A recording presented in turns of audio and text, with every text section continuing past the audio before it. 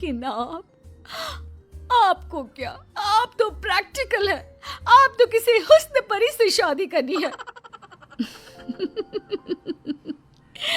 देवर भाभी की इमोशनल ड्रामे का शिकार हो जाता है और मान जाता है शादी के लिए। ऐसे ही सब लड़की से मिलने जाते हैं और लड़की पसंद आने पर जेठानी देवर और देवरानी की शादी करवा देती है। शादी के कुछ दिनों बाद एक नंबर की गंवार। अब देखो रूपाली, मुझे जॉब के लिए देर हो रही है। एक काम कर दो मेरा, कल पहनने के लिए कुछ भी नहीं है मेरे पास। आज से ना मेरे पहनने वाले सारे कपड़े तुम धो दिया करना, ठीक है? देवरानी जो जेठानी के सारे हुक्म किसी आका की तरह माना करती, वहीं जेठानी भी अपने गेम को खुलकर खेल रही थी। शाम को, अरे बहू, मेरे लिए जरा एक कप चाय बना कर लाना। रूपाली, माँ जी को एक कप चाय बना कर दे दो। लेकिन भाभी मैं तो। प्लीज रूपाली, मैं एक बहुत इंपॉर्टेंट काम कर रही हूँ, उसे बीच में छोड़कर नहीं जा सकती। जी ठीक है। अच्छा हुआ मैं अपने लिए एक घरेलू देवरानी ढूंढ कर लाई। अब मेरा काम बहुत आसान हो गया है। मुझे बस जॉब का काम करना पड़ता है, क्योंकि घर के काम तो प्यारी प्यारी देवरानी संभाल लेती है।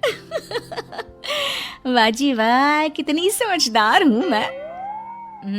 लेकिन दिन एक से नहीं होते। जो नया होता है वो एक दिन पुराना हो जाता है और वो रंग सामने आता है जो उसका असली रंग होता है। और फिर रूपाली, जरा मेरा फोन पास करना। और वो फोन में चार्जिंग नहीं होगा, मेरे बैग में चार्जर रख देना। और हाँ, बस जितने दिन की ऐश थी जेठानी साहिबा की, वो खत्म और देवरानी का असली चेहरा बाहर। क्यों दीदी, आप क्या कर रही हो? बैठी ही तो हो। और दीदी, ये छोटे मोटे काम ना खुद कर लिया करो, वैसे भी ऑफिस में भी तो काम करती होगी ना, हैं? हाय रे, ये क्या, सत्ता तो अभी तो बनी थी, आक्रमण हो गया और पूरा ख्वाबों का किला धुस। ओए सुन, ज्यादा बोलने की जरूरत नहीं है, गंवार कहीं की। मैं ना होती तो किसी गांव के घर में चूल्हा फूंक रही होती। ओए होए, ये मुंह और मुख की दाल, मैं कहाँ बैठी होती ये आपको ज्यादा पता है। मेरी सुंदरता और गुणों की चर्चा 7 समंदर पार तक थी, तो मैं कहाँ होती ना, इसकी चिंता तो आप छोड़ ही दीजिए। अगले दिन, अरे माँ, ये देवरानी साहिबा कहाँ है? उठी नहीं है क्या अभी तक? अरे वो है कहाँ, वो तो सुबह के बस से ही गांव चली गई। और हाँ, वो बात कर ही रही थी कि सामने से जेठानी का फोन आ जाता है। सुनिए दीदी, मैं ना कुछ दिनों के लिए अपने मायके जा रही हूँ, मेरी बस का टाइम हो गया है, इसलिए मैं कपड़े और बर्तन धोकर नहीं गई हूँ, इसलिए वो काम आप ही कर लेना। और हाँ, सासू माँ का ना अच्छे से ख्याल रखना, कमाई के चक्कर में ना हवाई मत हो जाना।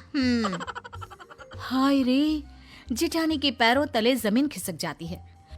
क्यों नहीं करके गई हो? और माँ जी ने हाँ बोला था क्या जाने के लिए? और तुम्हें मुझसे पूछना चाहिए था कि जाऊं या नहीं। माना भाभी, बहुत गर्मी है, लेकिन ये क्या कि आप अपना मानसिक संतुलन ही छोड़ देती हैं। अरे बकवास करने की भी हद होती है भाभी। अच्छा, तो तुम वापस आओ, काम पूरा करो और फिर जहां जाना है जाओ। सास सब सुन रही थी। वो समझ जाती है कि जेठानी ने किस मकसद से देवरानी की शादी इस घर में करवाई है। फिर एक रोज जब देवरानी वापस आती है तो, माँ जी, मेरे ना होने पर लग रहा है कि नाश्ता खाना आपने सब छोड़ दिया था, कैसी पतली हो गई है इतने दिनों में। अरे कौन देगा मुझे खाना, वो तो नौकरी करती है, तू भी किसके भरोसे छोड़कर चली गई मुझे। अरे क्या करती माँ जी, माँ की तबीयत खराब थी ना तो गई थी, वरना नहीं जाती। वैसे भी ना माँ जी, भाभी को भी अब थोड़ा काम करना चाहिए, हम कौन सा उनके पैसे रखते हैं, अरे घर उनका भी तो है ना। ये बोलकर गांव से सफर करके जो लड़की आई, वो तुरंत सास को खाना देने के लिए किचन में घुस गई। तभी जेठानी, अरे आ गई हो तो चाय भी बना दो, और हाँ, खाना थोड़ा जल्दी कर दो, मैं पैक करके भी ले जाऊंगी।